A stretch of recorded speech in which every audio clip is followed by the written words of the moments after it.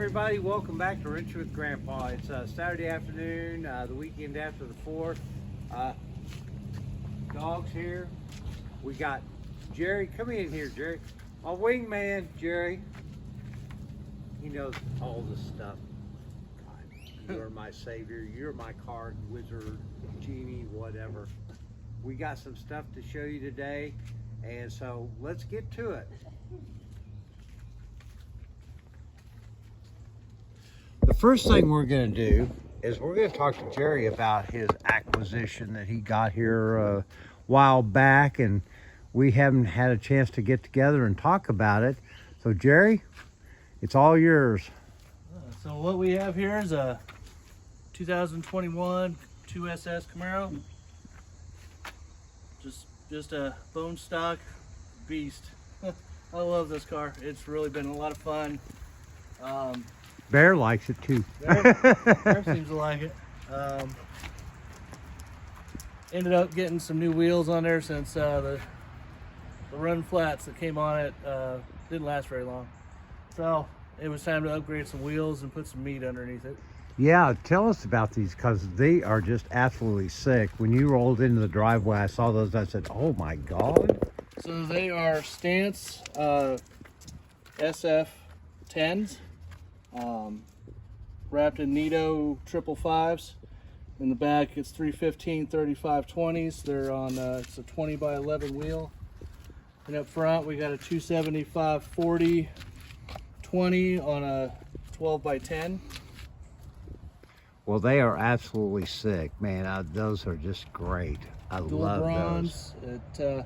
I wanted something that was going to bring some depth within the color. I mean, black is hard to keep clean and it's hard to accessorize. That's the thing. Do you do black on black, black on silver, black on whatever? But this is really pretty. I love the look of that. So tell us a little bit more about this old girl. I've had her now for about a year and a half. I got her January 2nd, 21. Now, she's your daily driver, right? She is my daily driver. And I've taken her to Bowling Green when I went to Holly. I was, surprisingly enough, even with it having just a 6-speed, I was able to get 32 on the highway. Sweet. So efficiency and overdrives work really nicely. Yeah, no doubt. 373 gear from the factory. 273? 373. Oh, 373. Okay. I was gonna say 273. That doesn't sound right. But so it's just a bone stock LT1. Well, I mean, they're solid engines, or you wouldn't see them being put in everything. 455 horse, 455 pound-feet of torque, variable valve timing, direct injection. One of the things I found when I first bought the car, with it having direct injection, I wanted to make sure I put a catch can on it. Yeah. One of the biggest things for me is I don't want to monkey with it. I don't want to touch it very much. I just want to drive it. I want to enjoy it, especially with as much as I paid for it. No doubt. So for those that aren't in the new, I know catch cans have really become very popular in the last few years, especially with some of the Hemis and some of the Mopar products. Absolutely. So what is the purpose of that catch can? Okay, and that's a good question. So if we look here in the intake track, we would have air coming through. That's what we like to believe. You know, filtered air comes through here, goes into the cylinder heads through the intake manifold. Well, what we have is we have a PCV system, positive crankcase ventilation system. Right, yeah, keep you from overpressurizing the interior of the engine. So yes, because as much air as you have pushing out of the engine, you have as much air being pushed into the engine in the bottom end. So yeah, it's not a vacuum down there. Yeah, for a number of reasons, cooling and movement of other fluid products. It's just movement of air, right? Yeah. So as that air is coming out of that PCV system through here, it is bringing oil with it. It's aerated oil. Right. And so it'll go through this tube and it collects into this. where it has a chance to cool off. As it cools off, the oil collects down in here, and it doesn't go into how the PCV system is supposed to work, where it goes into the throttle. So now, really what that makes in a direct injection engine is it creates oil collecting on the top of the intake valves. And it cokes because the intake valves are hot, because there's no fuel going through those intake valves in a direct injection. On the previous LS engines, any of the truck engines like that, you had that fuel to kind of help clean those things an injector off. that was spraying that stuff. It would still collect on there, but it took longer for it to collect. So that right there was a maintenance give me for that. I wanted to make sure when I didn't have a whole lot of that coking up here. So now let me ask you this. Is there something that you could do? I know you sold me on going to diesel oil, the Rotel diesel oil in my cars, which I'm doing now, and I have to say I'm very blessed with your advice on that. It's made a big difference in my daily driver, the Widow, as far as how the engine performs and the overall lubrication of the system. With the catch can, does the collected oil get put back into the system, or is that something you have to delete? No, it's I unscrew the can and drop it down whenever I do an oil change. Yeah. And I just dump that oil out. So it's basically like a secondary filtration system or a filter. Essentially, it just collects that oil so it doesn't go back into the top of the engine where it doesn't need to be. It goes into a restricted area that's not allowed. Now, let me ask you this. Being that because your fuel is injected and not passed through your valves as a air aspirated carbureted system would inject that fuel through your valve, what can you do to maintain those valve surfaces from building up? I mean, can you be putting additives into your oil that's going to help kind of keep some of that, or is there anything you can do to keep that from being an issue? Short of taking the intake manifold off and spraying like a cleaner of some type, brake cleaner, something along those lines down in there, every so many tens of thousands of miles. Yeah. So I mean, there's not really any, short of putting one of those catch cans on there, it's not going to help. Yeah. So I mean, if you were to go to that extent, which obviously sounds like it's like no way, but what would you figure? 50, 100,000 miles? When would you even have to want to consider doing something like that? I will end up taking the intake off of this at around 50,000 just to take a peek. If it's gunked up, then we'll address it at that point. If it's not, if it's still pretty fairly clean, then we'll keep rocking it. Yeah, good to go, man. Keep that octane going. But with what I would like to, specifically say about these engines, they don't have injectors that are readily available. They're underneath the intake port because they go into the cylinder. So you have to take the plenum off to get to them? To get to the injectors, yes. Oh my God. Because this is a direct injection engine. Yeah.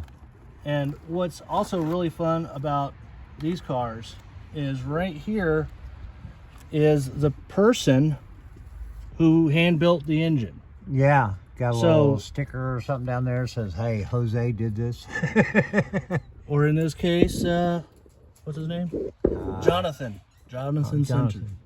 Well, cool. Thanks, Jonathan. We hope your work ethic was good. I can attest to 6,500 RPMs. It's good. Oh, so, just short of red, huh? Oh yeah, she likes to rev. Yeah. So what have you had her up to down in Mexico? Of course, we can't do that here. But when we're in Mexico cruising around, what did she do? I've seen a little north of 130, and I was happy at that. I didn't need to go any further than that. And there was still plenty to go, but And what's the displacement? 376 cubic inches. 375.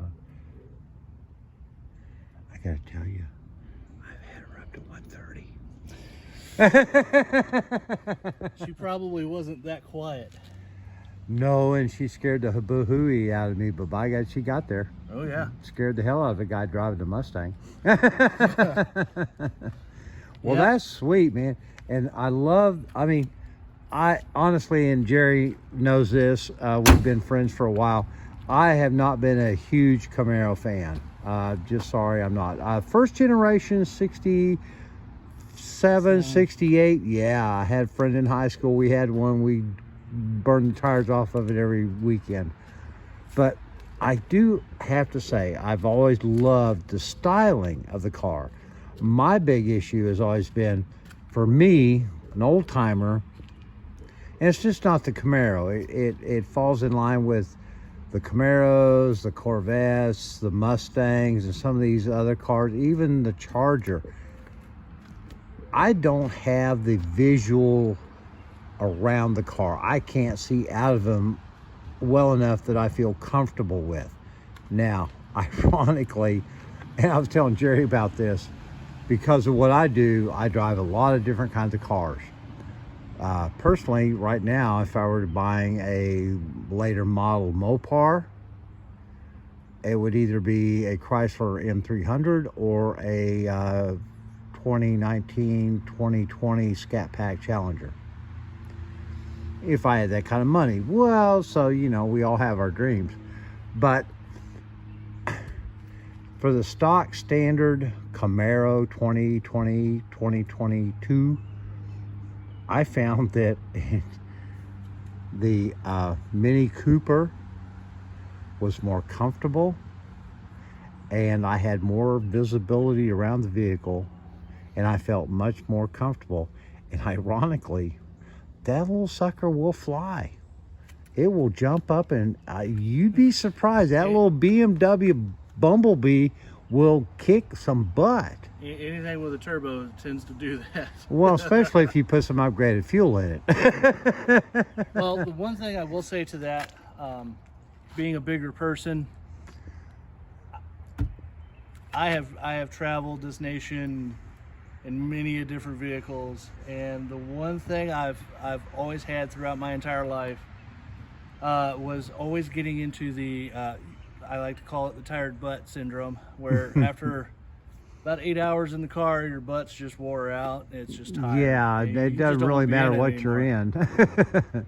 I thought I was going to be worse than this. I gave myself about a 6-hour window with this, and then I started driving it after I bought it. I really started to kind of relax in it and got enjoyable in it. And it suddenly, the suspension on these Gen 6 cars, I found myself being able to go around corners that I didn't think I'd be able to go around at that speed, but this thing just grabs and goes. That adaptive suspension is really... No. It just doesn't have the adaptive suspension. This is not a 1LE car. A 1LE car has that adaptive suspension. This is all you.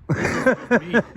And I gotta tell you, this makes me look pretty good going around curves and accelerating. I'm like, wow, this car is very complimentary. But one of the other things about these cars is it has the indicator for blind spots. I love that. That is one thing I'll say about modern technology. I do like that. This is a big blind spot right Oh, here. yeah. The other thing that most people that own these cars complain about is the size of this back window. And I gotta say, I normally would agree with you. Yeah. But right here is a camera that goes right into that rearview mirror.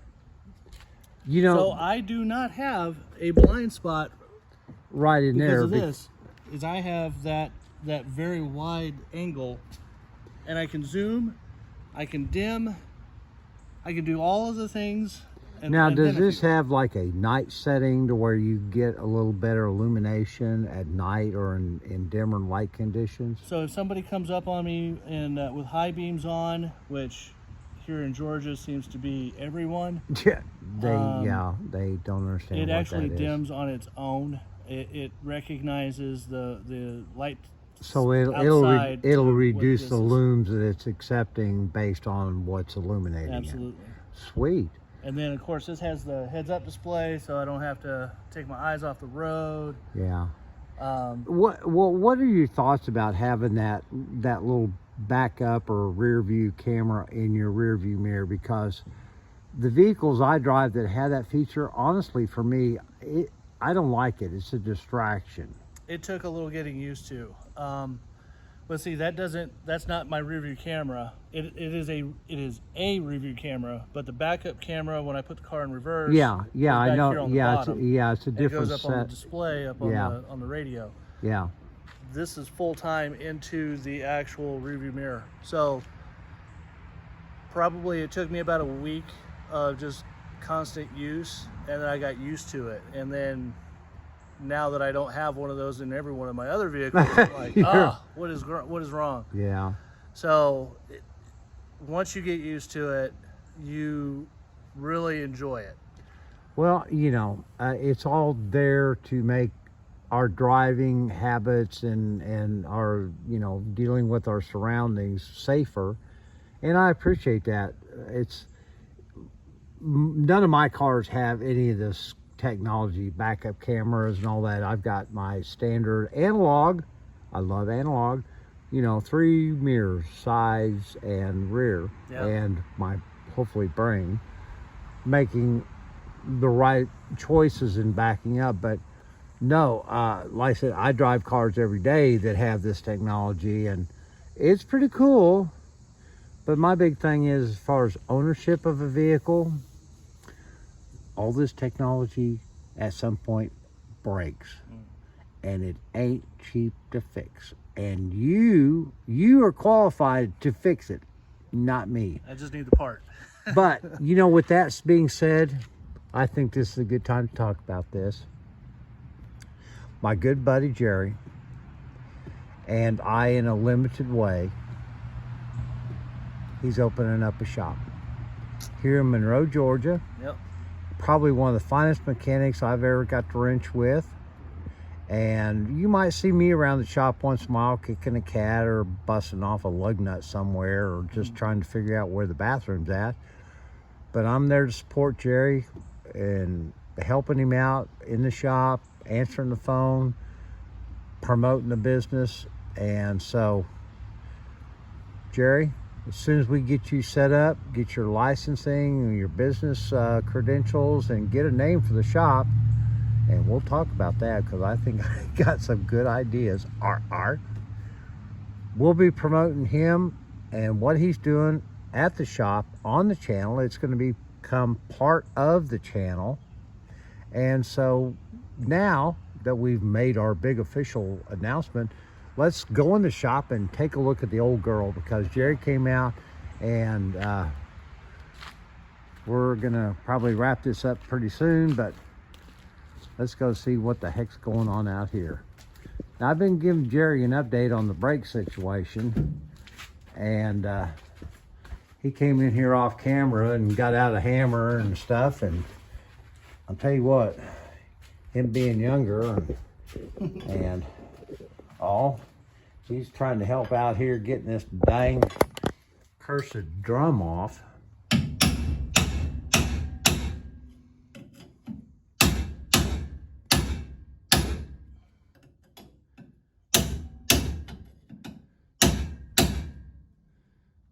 Ooh, did I see movement?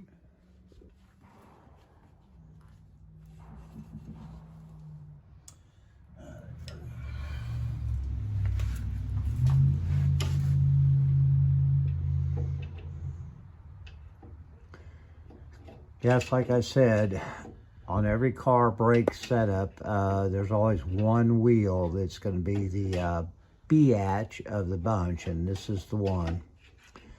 Jerry wasn't willing to bring the acetylene in the Camaro, so That's frowned upon. He's opted to try this. If this doesn't work, then I'll take the truck out and we'll bring the acetylene back.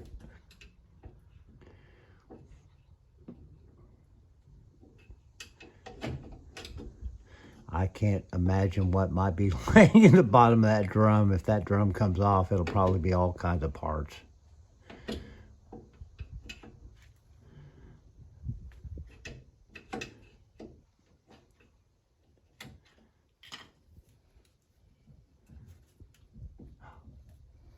Moving a little bit. Get some.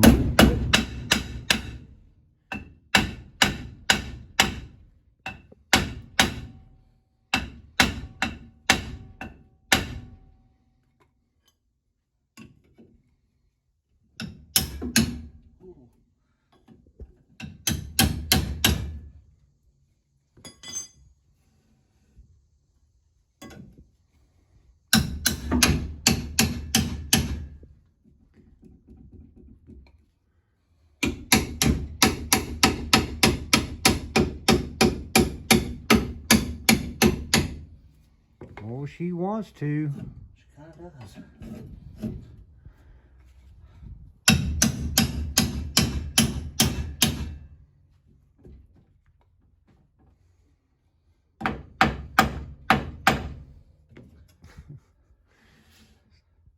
Like I said in an earlier video, after seeing what shape these brakes are in, I'm surprised it didn't kill somebody out on the road.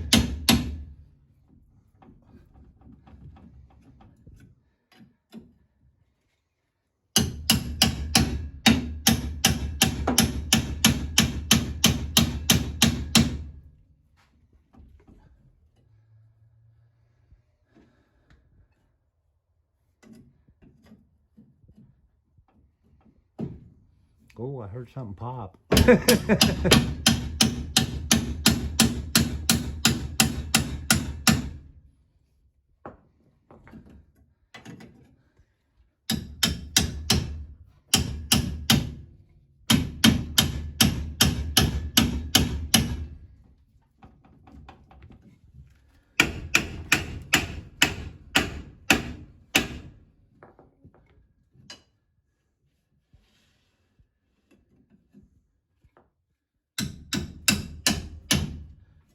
gonna have to put something else here.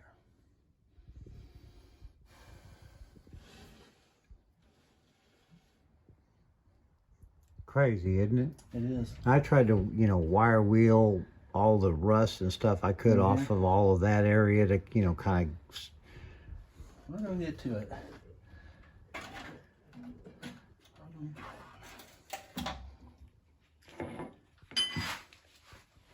Yeah. Well, now listen, I don't want to hold you up from that pot roast dinner that the wife's fixing for you. So, if you need to leave pretty soon, you let me know.